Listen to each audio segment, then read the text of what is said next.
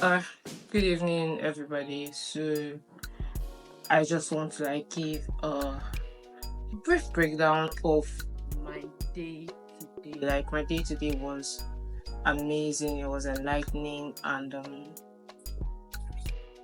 I went for Interswitch Career Fair 3.0, reimagining work, and the key speaker was DDK, Debola DG, and it was really beyond my expectation. Truth be told, I don't even think I had an expectation or something, but it was my first career fair. Yes, it was my first, and it was amazing. I spent my day yesterday. Funny enough, I spent my day yesterday figuring out what will I wear, how should I pack my hair. I focused on I focused so much on the wrong things that yeah, end of the day, it didn't actually matter. Yes, it did, don't get me wrong. Going for such event, I have to presentable and everything, but at the end of the day, it didn't matter that my uncle always say when you go out, you are bothered about what people are going to say about how you look. Those same people are so bothered about what you will say about how they look. So the truth of the matter is nobody is actually looking at you. But I don't believe that. But that is what he tries to make us understand so that we don't focus so much on the wrong thing. So I just want to give a brief breakdown of the things I learned, my take home and everything. So yes, this is the book. Actually, I went with a book and a pen. My pen is placed there because of the crowd and everything. But I decided to write on this book instead of the book I went with because I felt like it was better. I don't know. It just felt better because what I was writing about was this.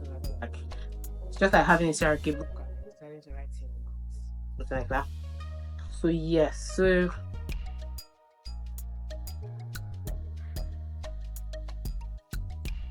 the my book is quite straight to the point that I saw a lot of people writing and I was like, is it the same meeting we are in? How are all of you writing it? Am I not receiving the same? But at the end of the day, everybody is running their own race. So yes.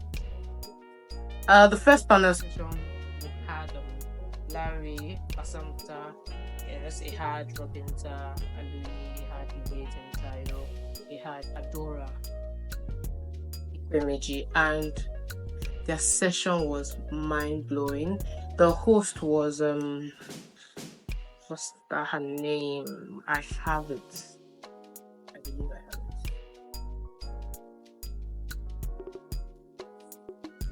I was somewhere. Yes, Deborah.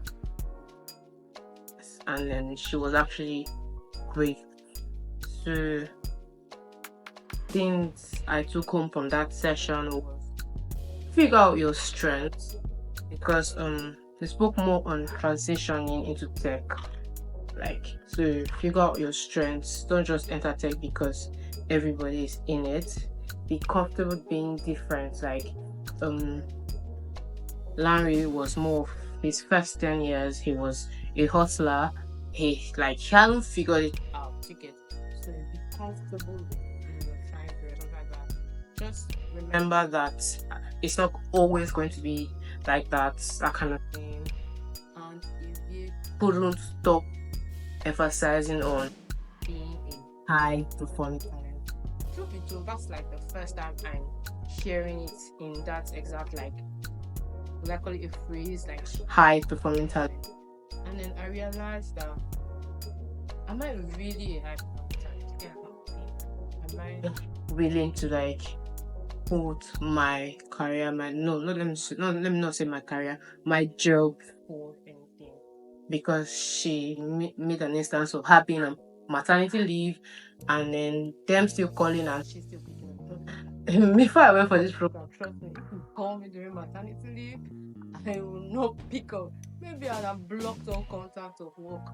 But now I have like a different perspective in that regard to get that kind of thing to being in high performing times. Yes. Larry said you shouldn't wait to have everything figured out, because we're actually like wasting the time. Because it's like me waiting for everything to be figured out and I'm not trying anything. I'm like, what am I doing? Yeah, that's thinking about it now, probably I might even end up in depression because I haven't had everything figured out and I'm waiting for everything to be figured out. Bro, how long are you going to be? So that was an emphasis by Larry. Yes. Someone asked a question and then Miss Adora replied. She said, "Have a vision, be self-aware, have a task board." You get, so it's not about you saying you want to transition at all. It's not about you saying you have this career path and all, but have a vision. Personal vision is best, because until you have a personal vision, wherever you're applying for a job for, if their vision is not in line with your vision, like you're in the wrong place. Yes, and then Miss Evie mentioned that she never passes any opportunity, but she too has transitioned in like a lot of job career path platforms and all. And the key points: preparedness is equal to opportunity. Always be prepared for every opportunity. And Miss Adora was throwing punchlines. She said, your take home should take you home. And that's with the aspect of financial stability. So someone was asking how to balance, this drive of which Gen Z want to have the fast bank account and we still want to be happy, that kind of thing. And she said that whatever job we should take should have three things. Fulfillment was the first, progress was the second, and financial stability was the third one. Although she was like, truth be told, that financial stability should be the first. So that was when she gave that punchline. Your take home should take you home. You should be able to take care of yourself with whatever job you end up with, that kind of thing. And then when he said, don't settle for mediocrity. Do not be comfortable being nothing. Do not be comfortable being on the low. She said her first job, that's actually talking about Miss Aurora. First job was in her early 20s. She was more focused on her bank account.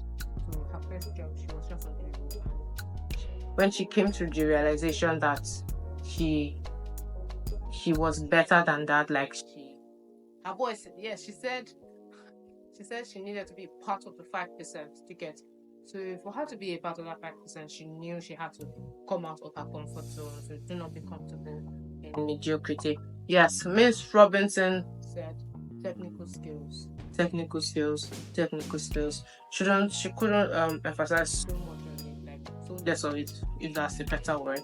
She said, was it Miss Robinson or Miss Evie? One of them, Mrs. They're all Mrs. said. One of them, but technical skills. Because she mentioned that when she was more younger, she had this, when you watch movies and a bus is coming in and everybody starts scrambling, they start running back to their seats and all. She felt that was like the best way to be a boss, and that it took her time to actually learn the difference between a boss and a leader, because that wasn't the leader she wanted to be, but because that's what she had imbibed in herself, that was the leader she ended up being. But she said she has worked on it. And then someone asked a question with regards to this high talent stuff, and then the answer was personal presence. The question was because Miss Aurora was like, we Gen Zs, we don't like our mental health being stressed, and so that lady also asked the question, and then the question was, how do you balance it, like, and then how do you do this check to be sure that, because yes, she said the only time you have a mental stress in a job is when it's not in line with your vision, because that same job you're in, that is a toxic environment for you, a lot of people in that same job living life.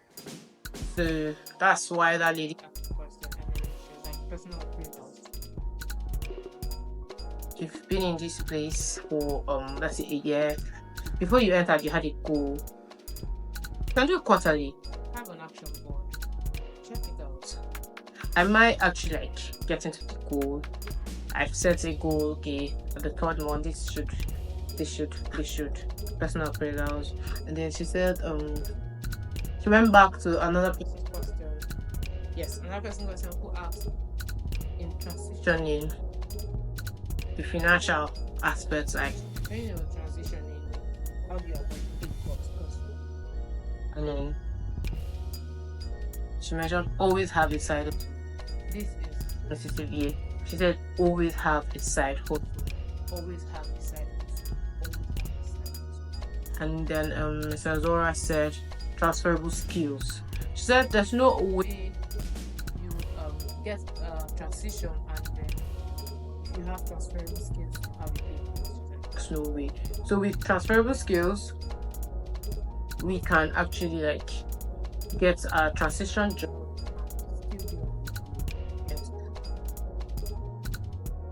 Mrs. V said show up and show well. That was when she was talking about preparedness equals to opportunity. So always prepare for every opportunity, show up and show well. Yes, Mrs. Adora said we are not in the job market, we are in the skills market. If you don't have a skill, you don't have value. I think it's me so hard because I'm like, really? Right from childhood, I always believe that I should be in love with whatever I do. Because I wouldn't want to go to work and come back so frustrated. No, I don't fancy myself doing that.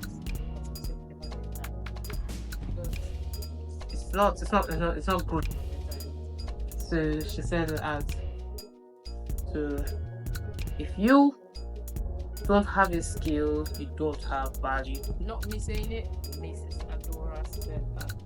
And then keynote section was like I'm like I've always heard DDK and I've listened to some of her I call them messages or on voice notes or something podcast I've listened to some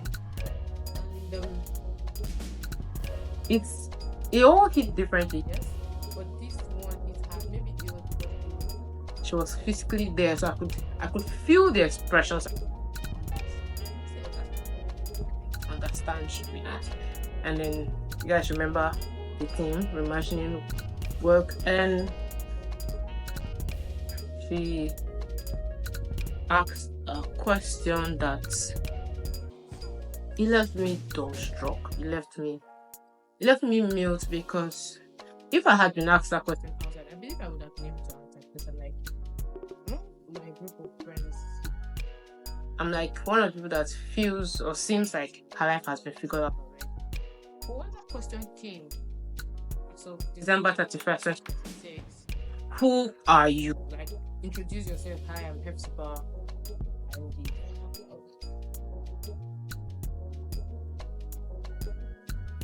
Personally, in my plan now, I believe I will be in my master's. I didn't it till now I still don't know who I'll be.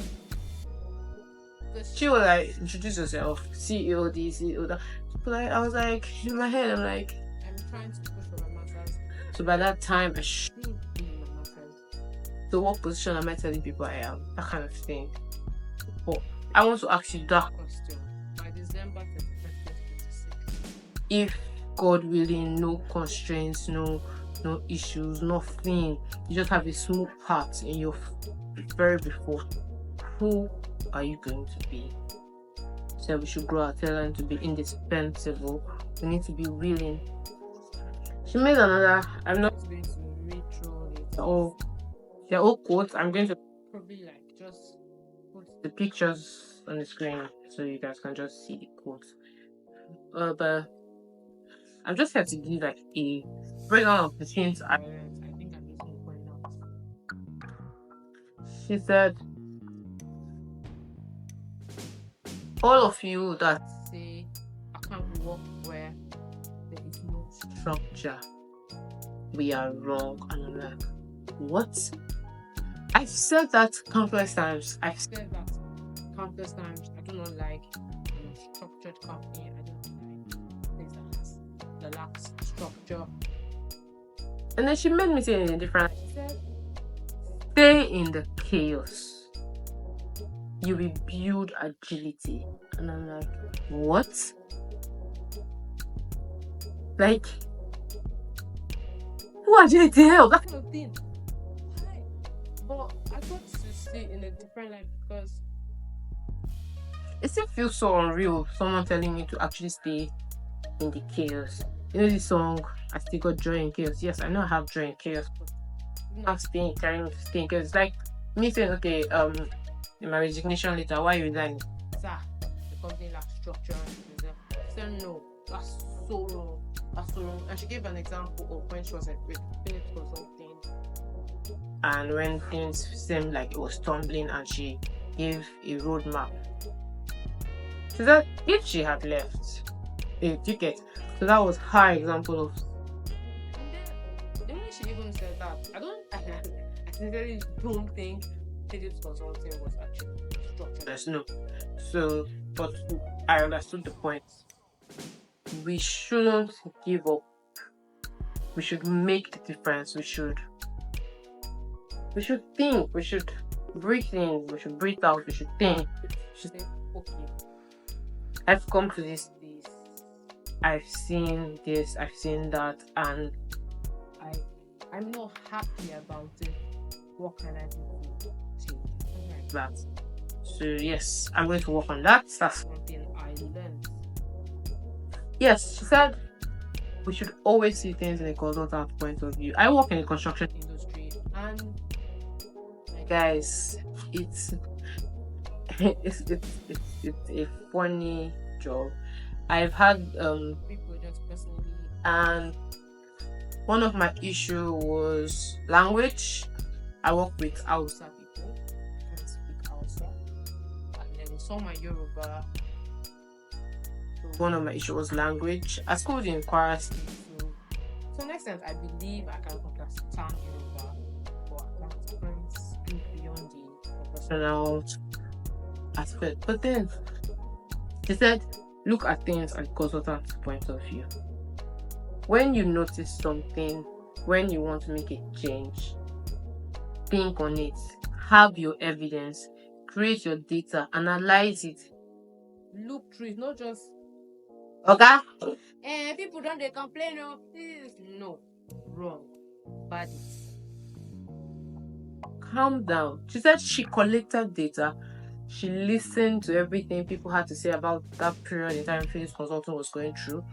She jotted it, she documented it, she did survey, one-on-one survey, which aided her decisions and her solutions. So it's not all about having a problem, but how can you actually calm down and look in depth in this problem to find the solution? She said the consultant's point of view. I sincerely haven't grasped it properly, but I said I just want to let you know everything I've learned today, because I wouldn't want to like keep it in. And yes, it's on YouTube. I'm going to put the link on this post. It's on YouTube. Please watch it. You won't get everything properly from my explanation. But when you watch it, you would understand the joy I feel coming back and just wanting to tell people that I've seen workplace in a different light. I've seen workplace in a different light, because after those 2 projects I handled, I've been avoiding site work. Anything site work, I've been avoiding it. I only go for site inspections now. I just sit in the office, do my design analysis, and I'm done. Everybody, please go to the sir. Come inside. So I've not finished with the site. This one, it was one excuse upon one excuse, which shows. Yes, I believe I'm a high performing talent. No, I'm not. No, I'm not. Because I kept giving excuses. I wasn't willing to come out of my comfort zone. I wanted to just cover in. I just wanted, but I'm like, would you actually like stay in this sport forever? You have to explore. This is civil engineering final now. So I decided I'm going to like look for a way to balance my fear of site management, because those people, language is my major issue. But that's one thing. So she gave some assessments we should take. Your fascination, advantage, Gallup strength, finder, this profiler. Wait, I'm going to put them on this post too. And then value mindset. I value myself. I'm one of the people that I believe I pride a lot in myself, because I believe that I should stand up for me. Like, I should be able to like say yes.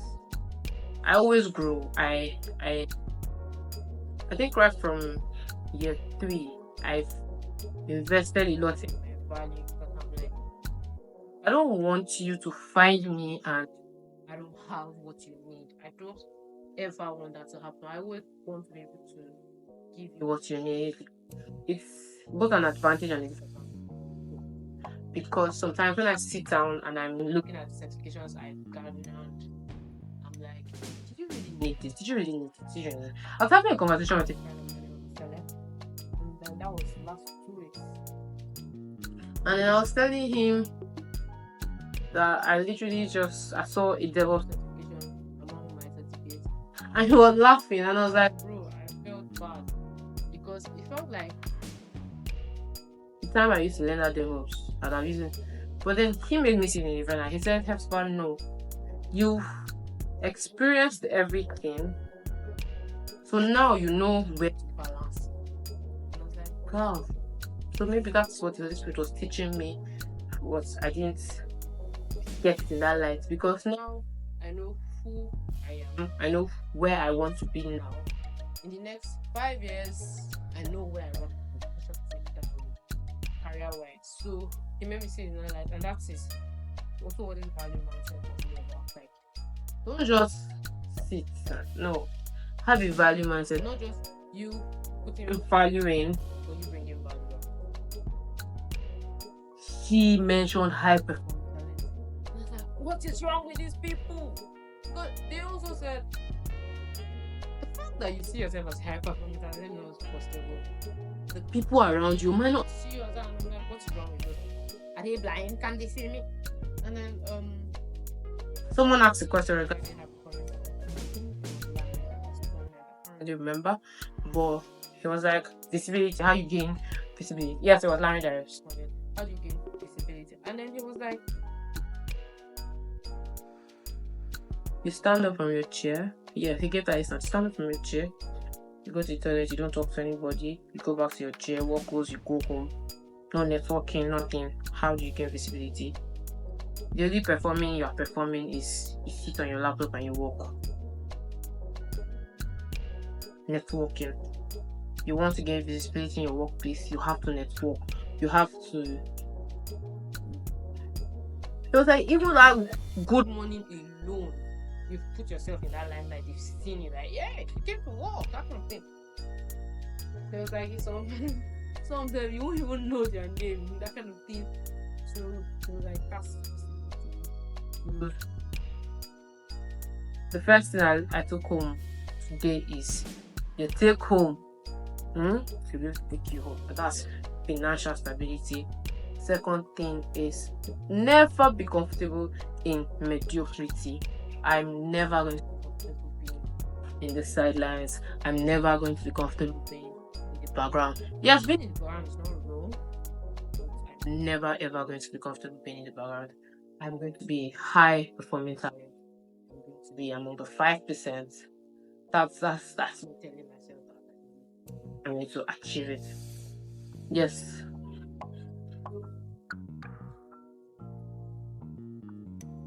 She said, me and you can be working together, but what stands me out, what gives me that edge over you, is the fact that I can deliver minimum 3 times of the current level. She said, when they want to promote you, this is your current level. but the work you're doing, this level, they won't think twice. You get it. And I was like, wow. I've actually never seen it in that light. Like, these people are really brilliant. They are amazing. And I'm really grateful that the rain that fell today did hinder my progress, because I was almost going back to bed. But then this high performance and thing just, it weakened me a lot, because I'm like, Hepzibah, yes, you have that zeal, you have, God has granted you degrees and everything, but to an extent, I used to believe that my weekend is my weekend. Don't call me about work. Although sometimes I still work during the weekend, but like, I just felt you're paying me for 9 to 5, that kind of thing. But now I've seen it in a different light. Yes, build in chaos. That's how you build your agility. This is another statement that pissed me off. It pissed me off. Because like, why would you tell me to stay in a structured space? Why? I'm like, why? But I have to build my agility. I have to be strong. I need to be strong. Yes. She said something else that I felt so bad, because I felt like she was talking. Criticism. I don't know how many of you do this thing, but if you criticize me, you literally bury me. That's me. My mood, everything. I'm going to spend the next 24 hours till I sleep, till I reboot. I'm going to keep thinking about it. I'm going to keep looking for how I can be better. And if it's a situation that it's not something I can be better at, in my head, probably, I don't know. But I'm just going to be moody all day. Like yesterday, something happened at home and I was moody all day. I didn't even eat. I was just moody. I was just thinking. And I don't know if anybody has been in this situation where you are thinking, but you don't know what you're thinking about. Like, and then you say, what was I even thinking? You now go back again. I was the mood I was in yesterday. I was thinking about things that I can't remember what I was thinking about. But she spoke criticism, and she said, be the type of person that when criticized, you are able to stand up, take that criticism in, work on it, and move on. Not the person that when you criticize, like, it's over, you just poured my soul, you punched it, you pierced it. She said, no. Take that criticism, work on it, and then that's another thing I learned. Yes.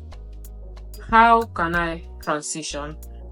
Mrs. Adora said, no, that's not it. How can I transition? Yes, she gave us an assessment, her workbook. Yes, she gave us her workbook. We should work on it and we'll be able to like answer that question perfectly. Yes, and then someone asked DDK question, how do you see, how do you take notes, how do you discover, the point is, how do you a high performing talent? And she said attitude is, I think attitude is the word that if you equate ATTITUDE, is equals to 100. I've forgotten that math, but I'm going to equate that. Yes, I think attitude is that word. Yes, attitude is that word. If you equate it, it's going to equal to 100. And then she said you have to be humble, you have to be malleable, you have to teachable. A high performing talent is always willing to unlearn, relearn, learn. You're always willing, you're humble, you're just there, you're just ready. Hello, Hepzibah, can you do this? Yes, sir. Your attitude, you have to have a version of appetite. You have to be ready to grab it as it's coming. Then you need to build relationships.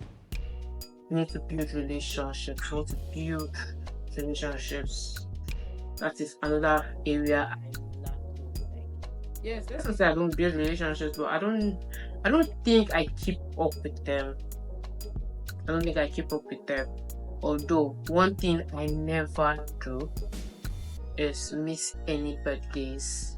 I make sure I send everybody on my contact a happy birthday. If I don't find your number, I send to social media. I make sure, and sometimes I end up asking if I could have your number.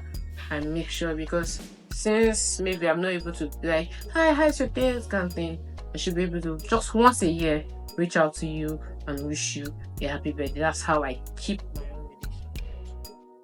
Yes, I'm not very good at chatting people or calling people when I don't really necessarily need them, which is wrong, which I'm going to work on. But one thing I never ever miss at people's birthdays, I always send a happy birthday. I always call, so that's one thing. I always call. Almost as I always do video call, so that I get to see your face even after I've not seen it for a while. I always call. Then if you don't pick, I send you a message and I leave it at it. If you reply, good. If you don't reply, good. The next year I'll come back and then wish you a happy birthday. So yes, there was another panel session. I didn't write much on that because I just wanted to listen. And at the end of the day, they still focused on agility and dynamics. They focused on agility and dynamics. And on that panel session, we had Obina, we had Elizabeth, we had Larry again, and we had Shikem. And the lovely GMD of Interswitch came up and he spoke to us about leadership. And one thing I took from his own was the leadership responsibility of a follower. The leadership responsibility of a follower. I'm privileged to be an employer. Yes, I'm privileged to be an employer, but I've decided to put that on hold and just focus on being an employee. But I'm still going to build that up. So I wouldn't want a situation where my employees are not willing to lead me, in the sense that you are the software developer and you've realized a new skill or a new tool. Yes, tool is the best word. You don't need me to tell you to learn it. You learn it and bring the budget if you need me to pay. As a follower who is a leader, you are a step before your boss. Don't get me wrong. You are not over shooting your shot. No. Okay. My responsibility at work is A, B, C. I figured out a way to do A, B, C better in just one, which is A. Do it. Do it. He gave an instance. If I had emergency occurs and everybody's running, and then one of those followers stands and says, no, do not run. You're going to cause a stampede here. That person automatically. We should always be willing, we should always be ready to lead, we should always be ready to